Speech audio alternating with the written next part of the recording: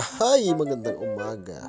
Mga kabalog, saan ba kayo nanggaling at ngayon ko lang kayo nakita? Hindi ko na nanamalayan na patapos na uli ang aking kontrata. Pag mga garning ganap ay nakakatamad ng bumangon. Tara't samahan niyo muna ako at kukuha muna tayo ng kapit para magising-gising ang diwa. Di bali ako umakyat muna din sa open deck at para makapagpahangin. Ay puro hininga na ang naamoy ko eh. Sa tunay lang, sa tagal na namin biyahe na rin Antarctica, ako'y tamad na tamad lumabas. Ay sadya namang sa una lang maganda. Ba namang paulit-ulit na yelo na ang nakakita mo, hindi ka mananawa. Mas masarap pa rin tingnan ng mga pabalik-balik na tricycle at ang mga nagtatahulang aso doon sa amin. Anyway, I'm so blessed na nakarating ako din eh. Ito pa rin ang tunay at kumumpleto sa bucket list ko, ang makarating ng Antarctica. Plus makakakita ka pa ng garneng kalaking dilis at krakatilyo. It's amazing. Kasarap kung ako'y makakaluwig ng garne bago ikay makakarami ay balute sa dahon ng saging at ipais. Ay kita nyo naman ang buntot na re. Kasarap gawing walis tambo. Sa sobrang dalas ko makakita ng balyena ay ako'y nanawa na. Mas gusto ko pa rin makita ang bagaong. Yung isdang naniak ng iat. Lami. Bali din ko na rin naisipang magkape sa open deck din sa itaas. Din sa may basketballan na siya itilangan taas. Nasa ko na may pati si Sarah dyan ay abot ang ring na ari pag garni kababa. Di ano pa, ay di start na. Bago yan ay batiin muna natin ang puging-puging si Dudoy. Iyon, garni dapat ang mga kasapi sa area.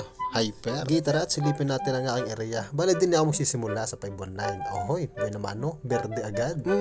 Para ng pista, hindi ni at nagsabit ang green card. Parang ayaw naman akong pagtrabahuhin Sa mga hindi nakakaalam, ang ibig sabihin ng green ay day off. Kagigising ko lang ay tutulog na uli. Hala, sige, isagad mo hanggang dulo. Sorry mama, I'm not feeling well today. Huwag na kayong maglabas ng trolley.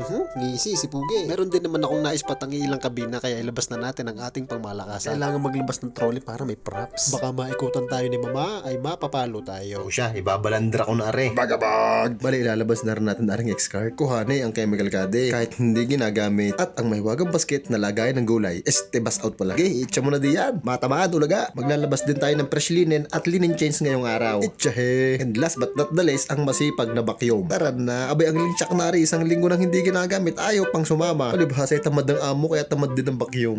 Itchahe diyan. Huwag kang tutumba. Nagsabay na padaan ng poging-poging ninong. Yung mga single dyan, available are. Alay, magsimula na tayo para makatulog na uli. Knocking door etiquette 3 times. Joke, tama ng isa at sayang ang puwersa. Dahan-dahan lamukas at baka may magkapatong na pingguin. Ay di ari ang nabungadan, ang dalawang nagsesenting animal. Ay pagkakabisa ng panahon ngayong umaga. Kumusta ka my friend? Pula na ang mata mo, kapupuyat. Back to your post at gagaling-galingan mo. At sino naman aring iyong kaday? Gagaling-galingan nyo naman dalawa at ay hindi pa kumikita sa mga pasahero. Bali ngayong araw ay nagpaplano ang aming kapitan na magkaroon ng ice landing. Ibig sabihin noon kami ay dadak sa may yelo. Bali hahanap lang kami ng makapal-kapal. Ito naman ang kuha ng camera sa may baon ng barko. Bali kung nakikita ninyo ay inaarumbang namin ng makapal na yelo. Kung iisipin ay napakabagsik ng icebreaker ng barko namin. Tanyo ba naman ay parang papel lang ang sinasagasaan. Bali ari na yan, dumag-aim. Fast forward na natin. Ako'y nakasakay na din sa Zodiac at ako'y sobrang excited na. Ay, natuloy din. Bali ang pinuntahan namin muna ay ang isang seal na natutulog ng tahimik. Sabi nila ay wag daw maingay at ari nangangagat ng pugi. Ika ko na may apo. Ay di kami natapos na sa aming first spot. Ngayon na may dinner naman kami sa location ng aming mga kasapi. Kakoy hoy, may nahigit ba diyan? May lili ba diyan? At walang nadawi sa kabila. Puro sa labay. Maya-maya pa, ay may sumampa sa aming tagasukat ng yelo. Aray si Pugi. Hawak-hawak ang pagkakahaba-haba-habang barina. Kasama ang kanyang partner na si Santa Claus. Para sa kaililigtas ng lahat, marahang pinag-aaralan ng dalawang Pugi kung gaano kakapal ang yelo. Pag-arising kapal na ng mga taong nagpaasa sa iyo, ay pwede na. Siya. Bali ang dalawang aray, inutusan ka munang bumili ng yelo at manigamgam ng ininom namin. Habang nagsusukat ang dalawang aray ng kapal ng yelo, dumating naman aring mga blue team. At ang yellow team naman ay dumating din sa kabilang banda.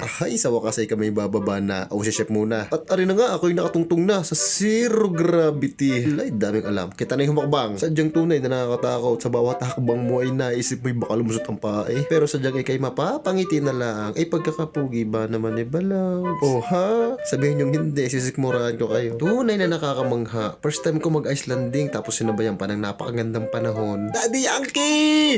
Gasolina! 2+1 muna. Ay, napakakulang doktor na are. Sabi na expedition leader, pagdating sa yelo ay bawal dumapa.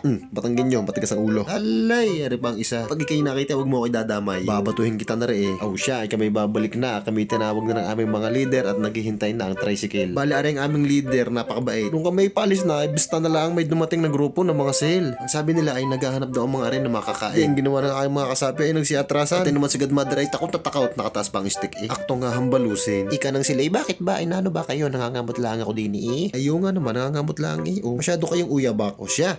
Hanggang sa muling pagkikita. Paalam! Bye-bye!